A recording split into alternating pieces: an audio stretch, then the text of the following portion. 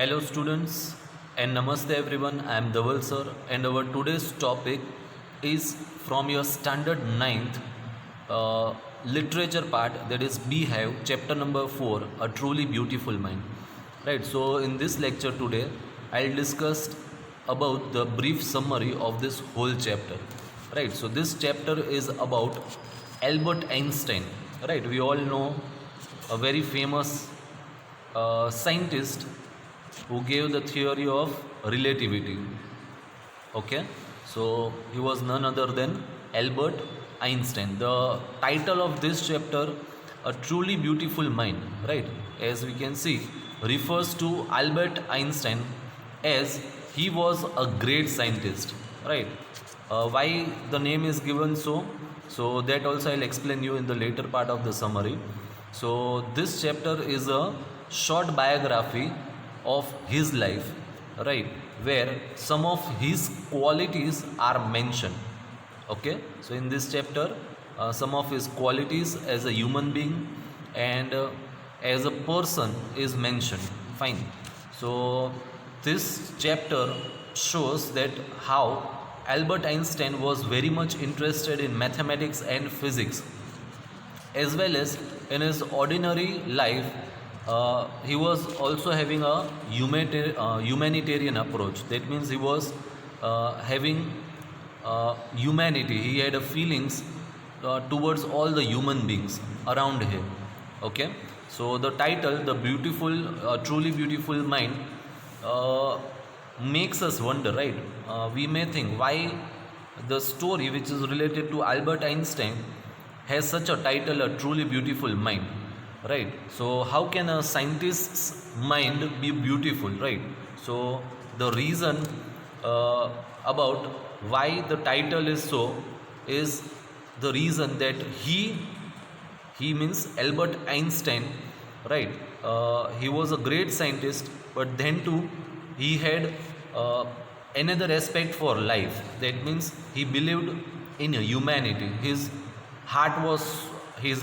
soul was so pure that he believed in humanity, right, in the benefit of humanity. So he just not only thought about science, but he also thought that human beings should be benefited from it, right. And many such things due to means science, right. We know that atoms and bombs and explosives, so it is also the discovery of science only which can make the human being's life, or which can put the human being's life in danger. But he did not believe in such kind of thing, right. He just believed that human beings should be benefited from the science. So throughout his life he advocated peace, then non-violence, and that is the reason uh, the title of this chapter, A Truly Beautiful Mind, is apt, right. Apt means it is suitable. Okay, so now we'll try to understand the whole chapter. So this was just a brief introduction.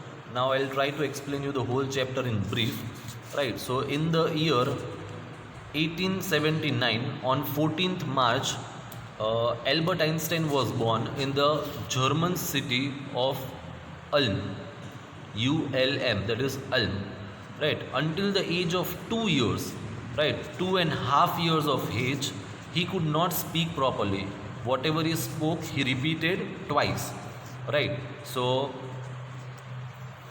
at the beginning of the age, when he was almost 2.5 years, what I said, that he could not speak properly, but when he started speaking, he used to repeat the word twice, same word.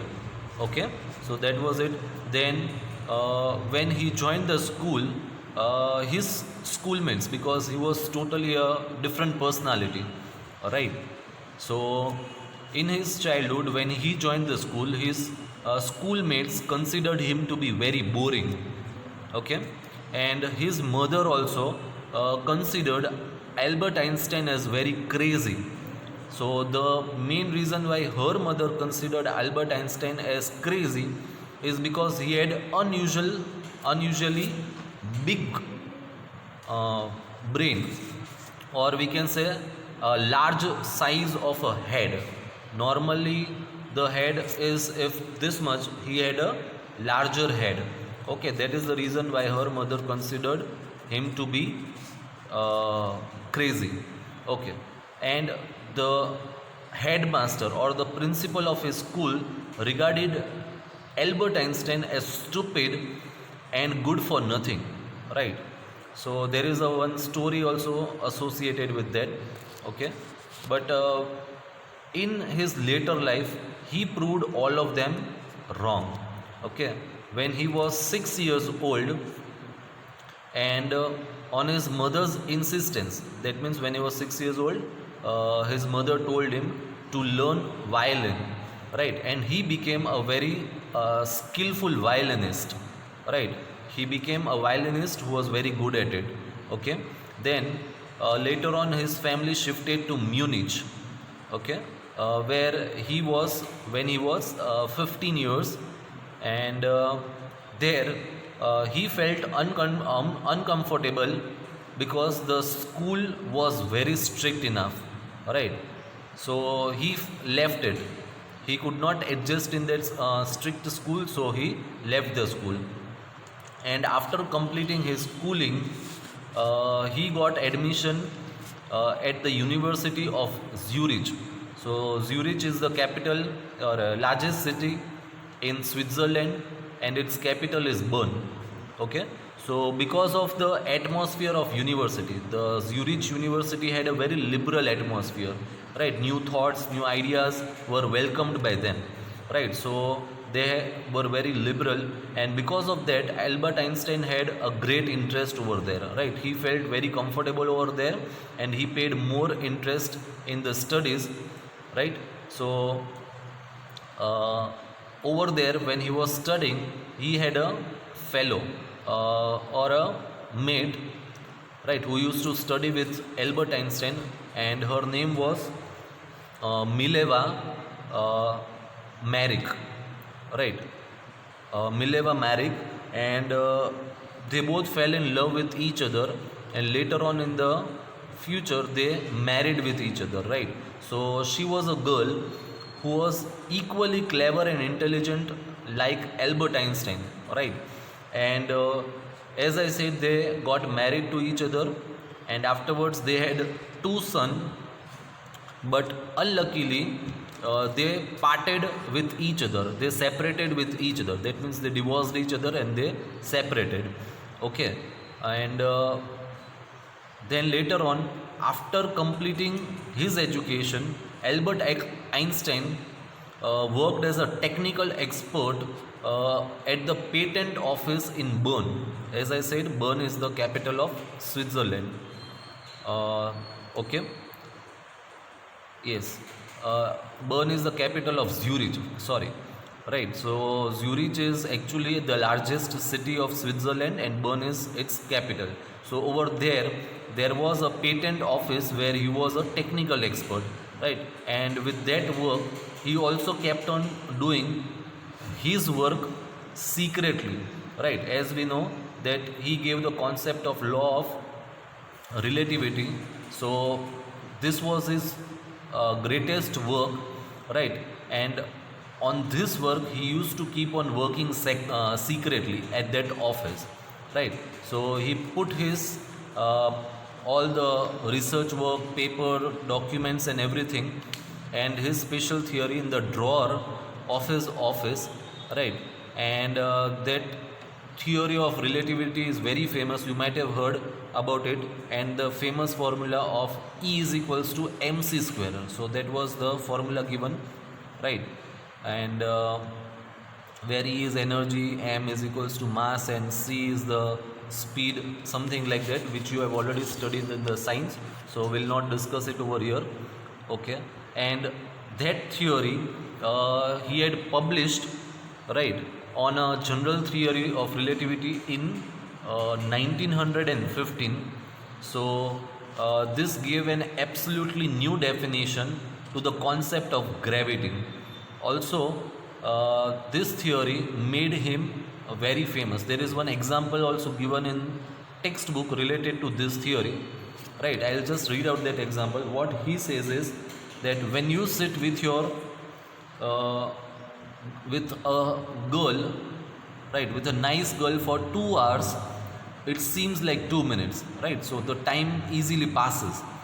But when you sit on a hot stove, right, for 2 minutes, stove means chula, okay?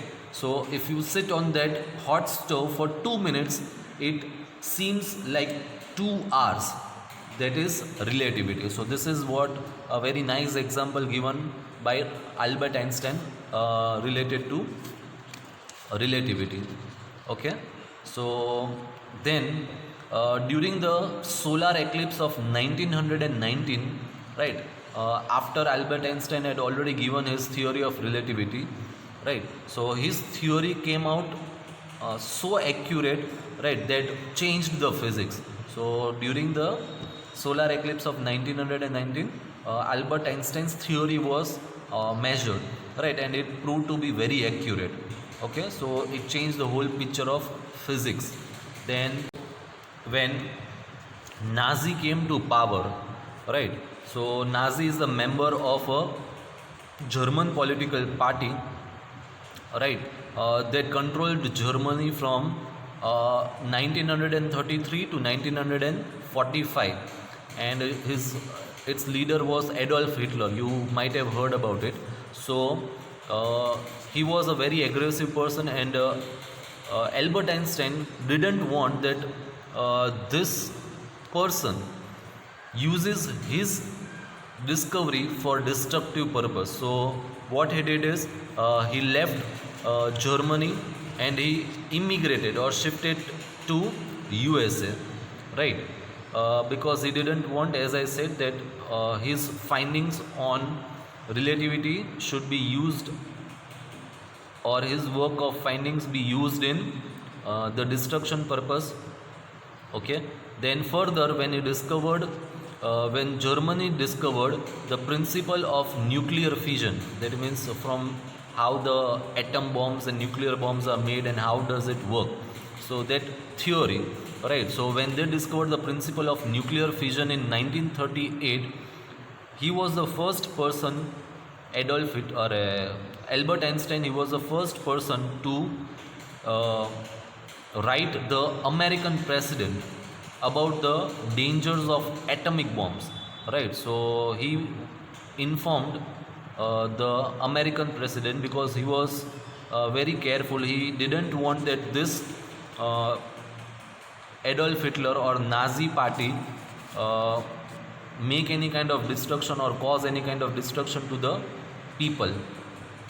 Okay, so later on in 1945, when America threw down the atomic bombs on Hiroshima and Nagasaki, right, during the World War, he was deeply hurt, right, because he had never expected that if he'll inform about the theory of nuclear fission to the American president, then they will use this same theory for the destruction of other countries. So he was deeply hurt, and so he wrote a letter to the United Nations for the formation of a world government, right? Because he knew that there was a lot of destruction uh, occurred due to the atomic bomb explosion at Hiroshima and Nagasaki. So he wanted that a world government should be formed so that such a kind of destruction never happens again,